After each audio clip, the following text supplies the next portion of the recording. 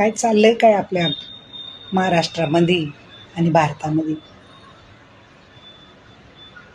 रोज बघावं टी व्हीला बातम्याला तर नुसतं हे नेते लोक जे निवडून दिले ते गोरगरिबाचं काय बोलतीच नाही. कोण याला ब्लॅकमेल करतं तर कोण कुणाचा व्हिडिओ बनवत होतं, कोण कुणाचा व्हिडिओ बनवत होतं. आणि किती पैसा आहे त्यांच्याकडं, किती पैसा आहे, तरी पण भोंदूबाबाईकडे जात्या, साधू संतांकडे जात्या. साधू संत कशानं झालेत?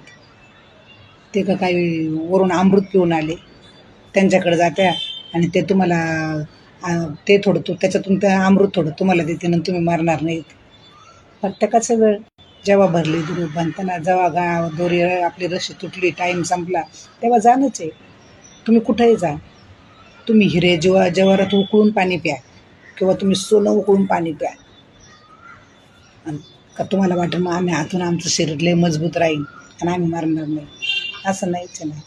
जेव्हा जायचं आहे तेव्हा जायचंच आहे, पण चांगले कामं करून मारावा, वाईट कामं करून मारावा.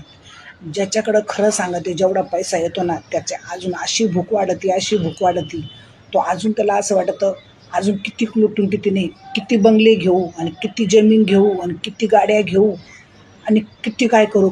एकाच जर एका आयुष्याला एकदा आलेलं जन्माला आलो आपण, एका जन्मामध्ये तुम्ही एवढं का करून ठेवता? तुमच्या पिढीला, पुढच्या पिढ्याला थोडंसं मेहनत करू द्या ना. तुम्ही स्वतःच नुसतं आबळक करताय. असे काय काय पैशावाले गरिबीतून पुढे गेले ना, तर असे आहेत काही, असे पण काही लोक आहे का मरून गेले.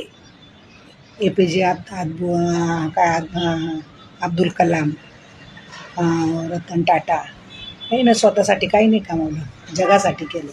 आणि अशी पब्लिक जी आहे ना त्या लोकांना तर लग्न नव्हते केले, पण जी लोकांना लग्न करेल ना, जे लोक लग्न करून जी संपत्ती जमा करून ठेवू राहिली ते तर नातेवाईकाला सुद्धा चाराने सोडते नाही. पण एखाद्या भोंदूबाबाला लाख 10 लाख देऊन टाकते. पण एखाद्या नातेवाईकाला जर गरज पडली ना, हजार रुपयाची जरी गरज पडली तरी ते 1000 सुद्धा देते नाही. आणि जर कधी दिले बी तर ते रिटर्न मागत आहे, कारण की पण त्यांची भूक लय वाढेल राहते. एका जन्मामध्ये एवढं का कमवून ठेवायचं? गेल्यावर किती जागा लागती? ते जाळतो आपण तिथं बी 4 बाई 6 फुटाचंच आहे, त्याच्यातच जाळतात. आणि जर पुरलं बी तर 6 बाई 5 फुटाची जागा लागते. मग एवढ्या जागासाठी एवढी वडाताड कशाला करायची जीवाच्या? एवढ्या आट्यापिट्या का? आज कमावलं सुखानं, थोडंसं कमवून ठेवा, थोडंसं आज कमावलं आजच खा. पुढच्या लोकायला थोडं, तुमची पिढी जे जन्माला येईल त्यांनाही थोडे कळू द्या कष्ट कसे करायचे. तुम्ही 7 पिढ्या खातीन असं कमवून ठेवता म्हणजे लुटून. त्यापेक्षा प्रत्येकाला कळलं पाहिजे का आपण किती कष्टानं कमवतो, काय करतो. प्रत्येकाला कष्ट करू द्या. तुम्ही पुढच्या पिढ्यांचे पहिलंच करून ठेवता. आणि गरीबाचं तर आता तुम्ही म्हणता साधू संत असू का हे काय म्हणता ना भोंदूबाबा असू, हे काय आबळातून नाही पडले, हे पण आईबापाच्याच पोटे आले. पण त्यांना आहे ना, खरं सांगू, कष्ट करून खायचं त्यांना माहीत नाही. कष्ट करून खायचं नाही.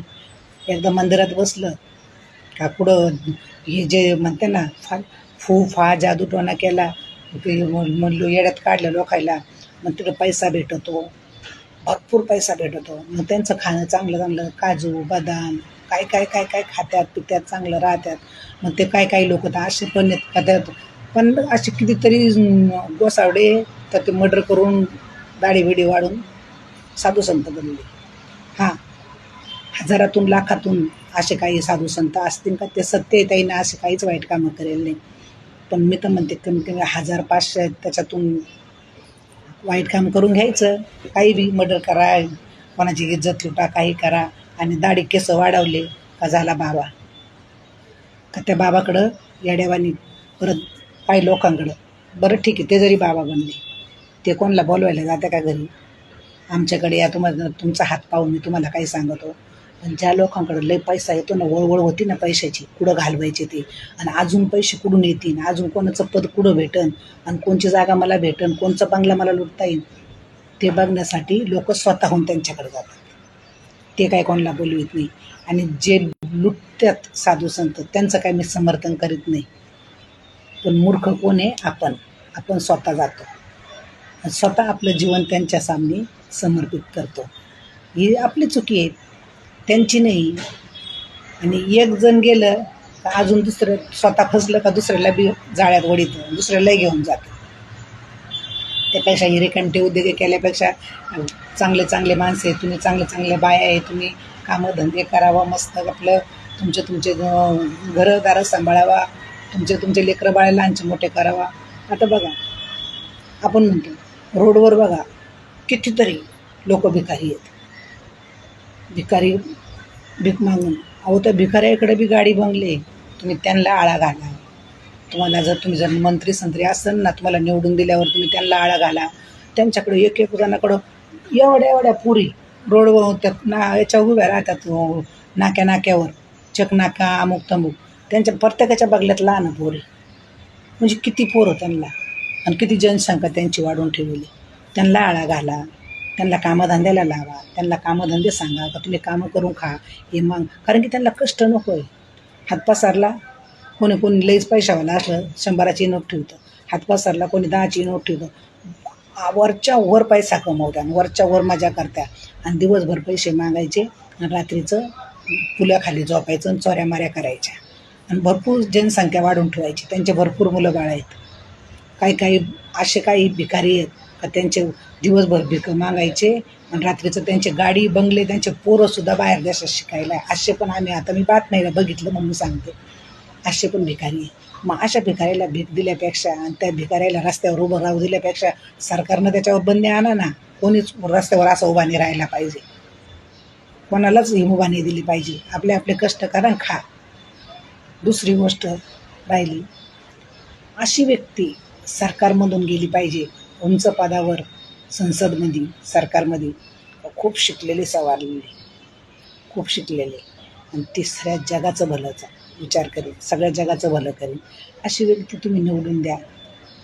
आम्ही तुम्हाला निवडून देतो गरिबीतून. तुम्ही तुमच्या पुढची निवडणूक तुम्ही करा. तुम्ही कोणची व्यक्ती चांगली आहे, कोणची व्यक्ती आपला देश पुढं नेईल, अशी व्यक्ती तुम्ही चांगल्या पदावर बसवा. आता काय झालं, आता राखेल बी नाही. त्या काळामध्ये 2.5 रुपये लिटर राखेल होतं, राशनला भेटायचं. 10 लिटर 15 लिटर राखेल भेटायचं. तो एक काळ होता आमचा 81-82 सालामध्ये. 2.5 रुपये लिटर राखेल, 10 लिटर 15 लिटर राखेल भेटायचं. राशनवर 16 रुपये किलोनं तेलाचे 2 डबे भेटायचे, गोड तेलाचे. राशनवर 4 किलो 5 किलो साखर भेटायची, 20-20 किलो गहू भेटायचे, 20-20 किलो तांदूळ भेटायचे, चण्याची डाळ भेटायची, तुरीची डाळ भेटायची. सगळं राशनवर स्वस्त होतं, भेटायचं. मग आता हा देश कुठं चालला? सगळ्या गोष्टीची महागाई केली. आणि मग त्या टायमाला रॉकेल भेटायची, गॅसची गरज नव्हती. पण आता बाकीचं सरकार आलं, हळूहळू रॉकेल बंद करून टाकलं. कारण की रॉकेलचे भाव वाढून टाकले. मग जे रॉकेल 2.5 रुपये लिटर भेटायचं ते रॉकेल झालं 70-80 रुपये लिटर. मग लोकांनी गॅस घेतले, चांगल्या मार्गाकडे वळाले. अजून नको बाबा भांडे काळे व्हायला, नको तो 70-80 रुपये लिटरचं रॉकेल घ्यायला. मग लोक गॅसकडे वळाले, गॅस घेतले. आणि आता गॅस घेऊन बी गॅसच बंद करून टाकले. आता गॅस बंद केल्याच्या नंतर आता हळूहळू परत लोक आता म्हणते राशनवर रॉकेल देणार. आता रॉकेल दिल्याच्या नंतर ते रॉकेल काय तुम्ही स्वस्त देणार आहे का? रॉकेल बी तुम्ही 100-150 रुपये लिटरनं देणार. मग महिन्याला 10 लिटर तरी लागलच. मग 10 लिटर म्हणजे झालं नाही, 1000-1500चं रॉकेलच झालं. परत आता इस्टो घ्यायचा टाईम आला, इस्टो घ्यावा लागेल. इस्टोचे भाव वाढले.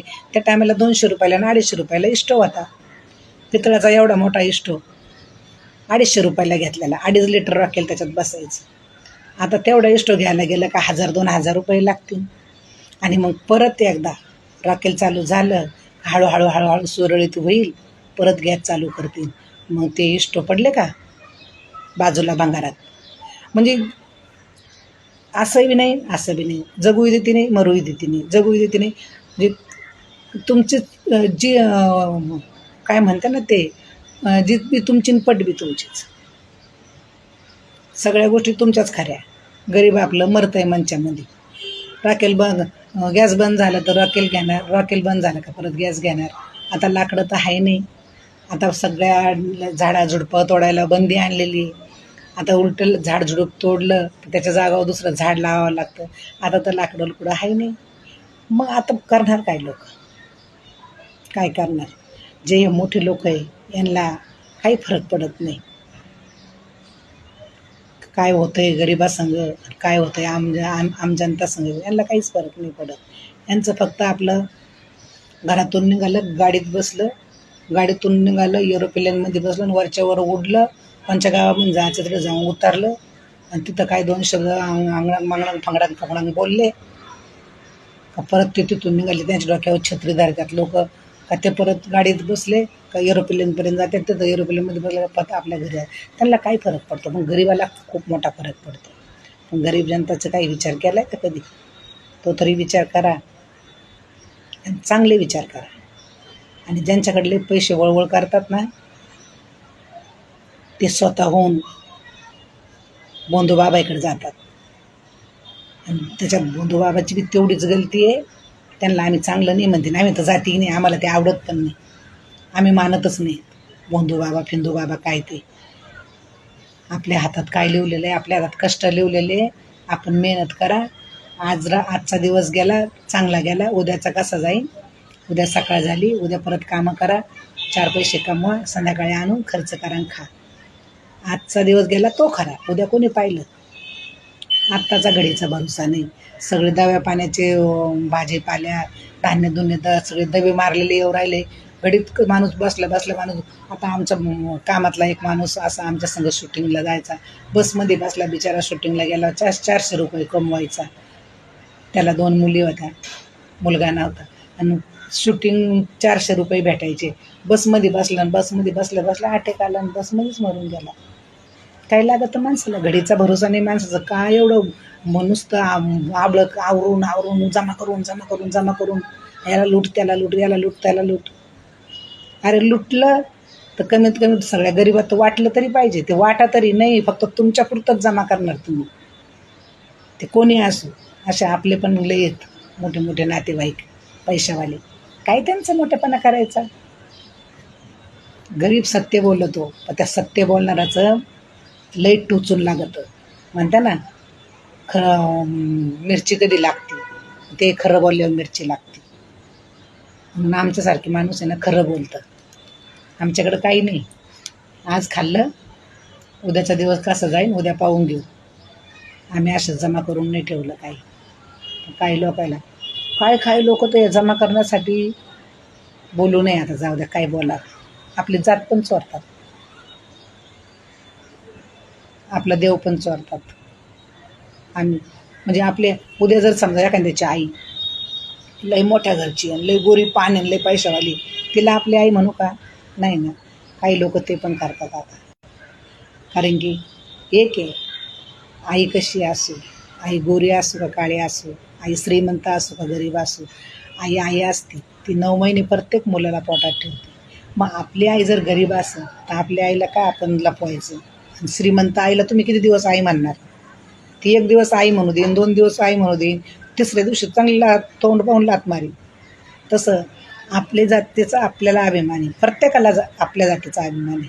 मग आपला जातीचा अभिमान सोडून दुसऱ्या जातीच्या लोकांना दुसऱ्या जातीचा खूप अभिमान करायचा आणि त्यांनाच लय मानायचं आणि आपली जात लपवायची. आणि सगळं काही काय सवलती असतील, फुकटचे फायदे असतील, ते जातीकून घ्यायचे आणि मोठेपणा दुसऱ्यांचा दाखवायचा, दुसऱ्या जातीतला. ते चुकीचं वाटतं. अशा लोकांचं वाईट पण वाटतं आणि दुःख पण वाटतं. पण सोच आणि बुद्धीच त्यांची तेवढी, काय सांगायचं.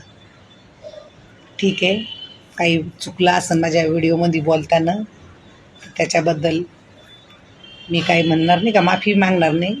मनाला वाटतं ते खरं बोलले मी. मला असं वाटतं का असं नसावा.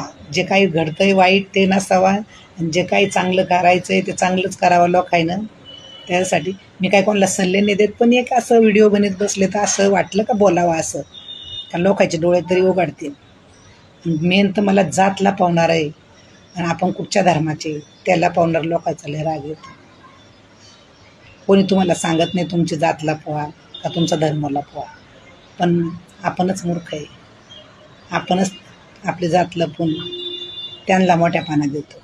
म्हणजे आपण किती हलके आहे हे आपण स्वतः दाखवून देतो.